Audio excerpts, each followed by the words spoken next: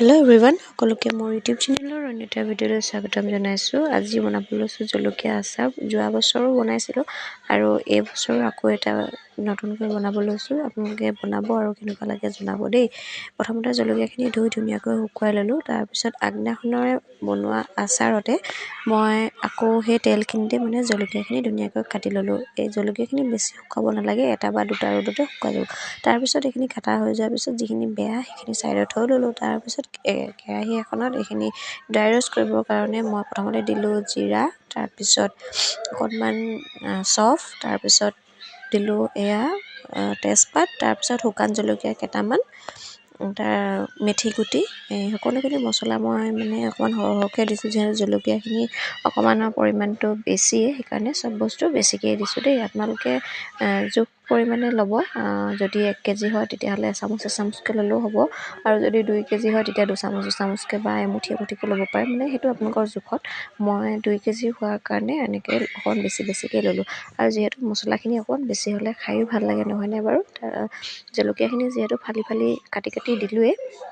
তাৰপিছত এতিয়া গোটেইখিনি শুকানকৈ এনেকৈ ভাজি ল'লোঁ। তাৰপিছত ইয়াত এটা খুন্দনাত খুন্দি ল'ম। খুন্দি লোৱা হোৱাৰ পিছত মই একেখন কেৰাহীতে দেখিছেনে ধুনীয়াকৈ চাফা কৰি ল'লোঁ। তাতে মিঠাতেল অকণমান গৰম কৰিলোঁ। মিঠাতেলৰ পৰিমাণটো অকণমান বেছিকৈ দিছোঁ, কাৰণ জলকীয়াত গোটেই সোমাই যাব লাগিব মিঠাতেলখিনি। তাৰপিছত তাতে দিলোঁ পাঁচফোৰণ, তাৰপিছত দিলোঁ শুকান জলকীয়া কেইটামান, আৰু দিলোঁ তেজপাত মই ড্ৰাই ৰ'ষ্ট কৰোঁতেও দিছোঁ, কিন্তু তাত সেইখিনি খুন্দি দিয়াৰ কাৰণে তাৰ পৰিমাণটো একেবাৰে নাইকিয়া হৈ যাব, কিন্তু ইয়াত দিলে এইখিনি থাকি যাব তেনেকৈ। তাৰপিছতে গেছটো অফ কৰি গোটেই মছলাখিনি দি দিলোঁ।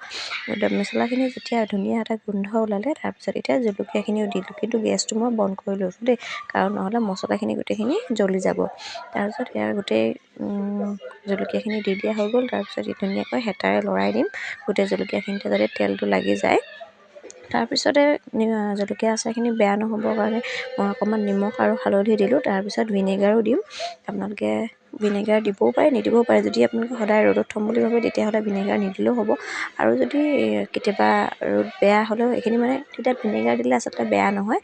তাৰপিছত মই কেঁচা মিঠাতেল অকণমানো দি দিছোঁ, তাত কেঁচা মিঠাতেলৰ গোন্ধটো যাতে ওলায়। কেঁচা মিঠাতেল আপোনালোকে দিবও পাৰে, নিদিবও পাৰে, সেয়া সম্পূৰ্ণ আপোনালোকৰ ওপৰত কথা। তাৰপিছত মই আৰু অকণমান মিঠাতেল দি দিছোঁ, তাৰপিছত লগতে ভিনেগাৰো অকণমান দি দিছোঁ, যাতে আচাৰখিনি বহুত দিনলৈ ভাল হৈ থাকে। তাৰপিছত মোৰ আচাৰ ৰেডি হৈ গ'ল, আৰু আপোনালোকেও বনাই চাবচোন, আৰু খাই কেনেকুৱা বনাইছে জনাবলৈ নাপাহৰিব। বাই।